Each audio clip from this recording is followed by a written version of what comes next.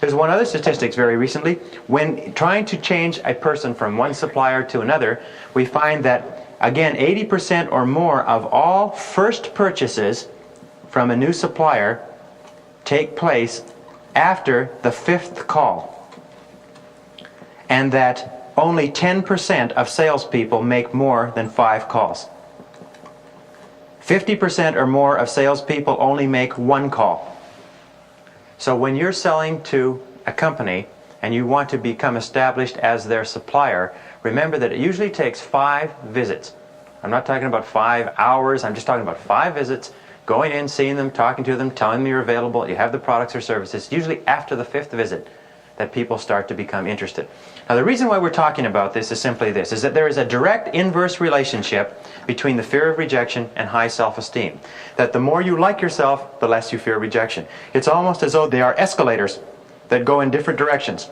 And one escalator is the up escalator to high self-esteem, and the other is the down escalator to the fears of failure and the fears of rejection.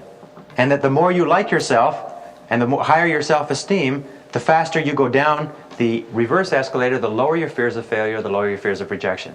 The first thing that we have to learn is when a person says no to us, they're not saying no to us as persons, they're simply saying no to our offering, or no to our presentation, or no to our prices, or no to whatever it is that we do. That the rejection is not personal. Once we understand that, and we understand that people say no to us automatically, and they say no to us for 1,000 reasons that we cannot understand, that they are not rejecting us as persons. The big mistake that we make is if we hear too many no's, what happens? We start thinking that it's us that is being told no to. And since it's so depressing to be told no, to be rejected continually, what we do is we stop making calls. We start cutting back our calls to an hour, hour and a half a day, and this is how we do it. We get up in the morning, we say, well, I got to get out today, I got to make a living, but first of all, I've got to go and shuffle my business cards. And I've got to go and check in the office, see if there's been any phone calls. All those people thinking over my proposition, maybe they've called in and ordered some. And we go into the office, and we've got to have a little bit of coffee. I mean, you've got to wake yourself up in the morning. You can't just start off without some coffee. And you've got to chat with other people, get your jaw warmed up, and sort of get loosened up. So we go do this, and we spin our wheels until about 10:30, and we say, well, geez, it's almost lunchtime. I better go out and call on somebody. So we rush out and we call on somebody. The call's over between 11 and 11:30, and we say, well, we can't call on anybody now because everybody's going for lunch, right? And you don't want to interrupt people when they're going for lunch. Everybody goes for lunch at 11:30. So we go and we kill time.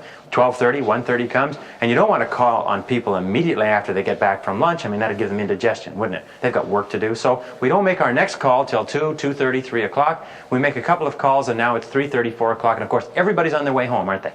Nobody's in their office after 3:30 or 4 o'clock, and besides, they don't want us to bother them that time. So we go back to the office and we say, boy, oh boy, what a day, no luck. Do you ever hear the story of the 2 guys that go back to the office at the end of a sales day, and one says, boy, did I have a lot of good interviews today. And the other one says, yeah, I didn't sell anything either. You see, the reason why we put off making these calls, and you've all done this, tell me that you have. You've all done this, where you make one call at one end of town and you make your second call in the afternoon at the other end of town, right? So that you've got a nice solid hour of driving in between to put off. It's almost like going into combat every time you keep putting it off. Well, the reason that we do that is that we fear failure and we fear rejection. And every single thing that we do to raise our own self-esteem, positive self-talk, positive motivation, positive enthusiasm, individual training, every single thing that we do to raise our level of self-esteem raises our sales effectiveness. We know that from all of our studies, there is a direct one-to-one relationship between self-esteem and sales earnings. That the more you like yourself, the better you will do in this field. And that if you become a perpetual self-esteem generating organism, that alone will contribute more to your income than any other thing. Now let me tell you why that's true.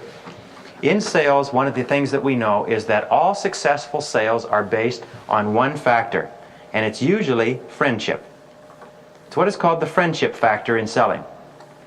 The friendship factor in selling simply says this, is that a person will not buy from you until they are genuinely convinced that you are their friend and you are acting in their best interests. In other words, the very first thing that we have to do in a sales interview is make a friend. If you like, win a customer. And by making a friend, we then are in a position to begin to offer